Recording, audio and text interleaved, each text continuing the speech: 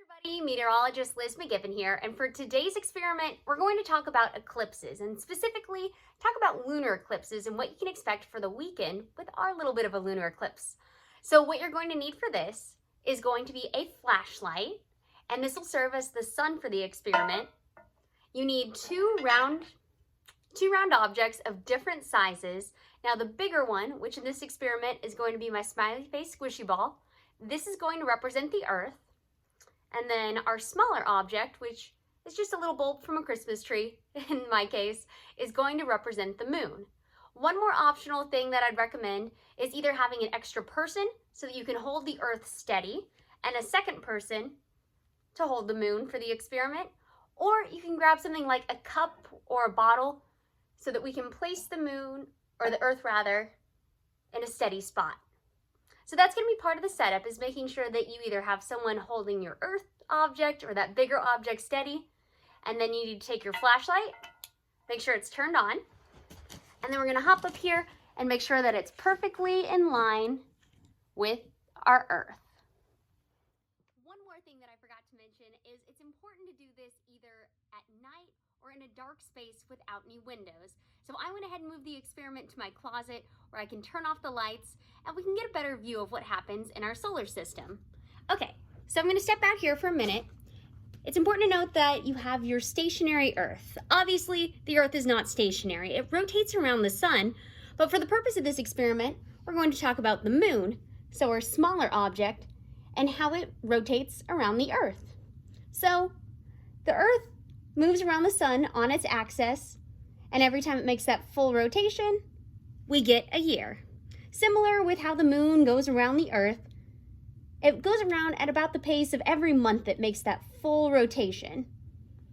But it's not going to be every month that we get a direct line between, say, the sun, so our flashlight in the experiment, the moon, our smaller object, and the Earth.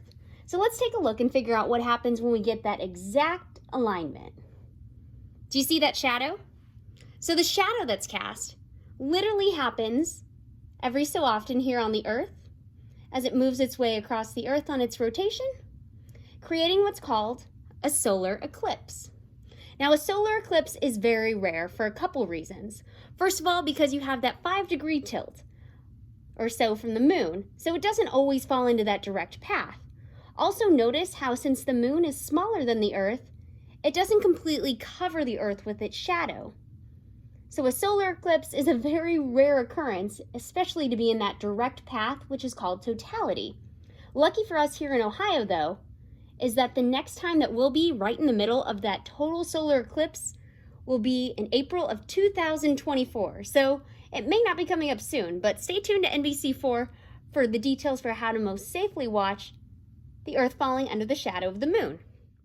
Now that we've talked about those solar eclipses, or what happens when the moon casts its shadow on top of the Earth, I want to talk about what happens if we see the opposite.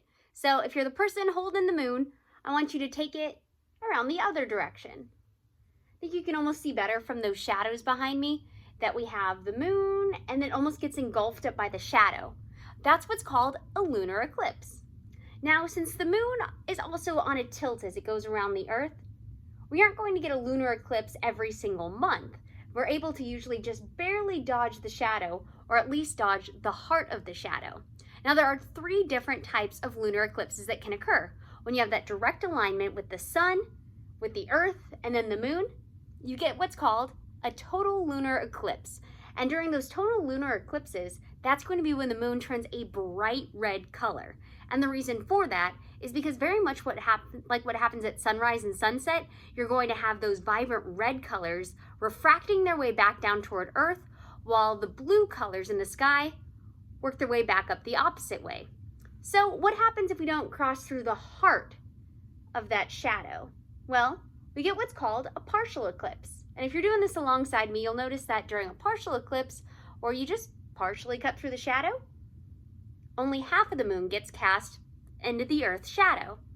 Now, one more thing that we can notice that's going to be heading our way even this weekend is what's called a penumbral lunar eclipse. And during the penumbral lunar eclipse, it means that we just barely cut into the outer edge of the Earth's shadow that it cast onto the moon.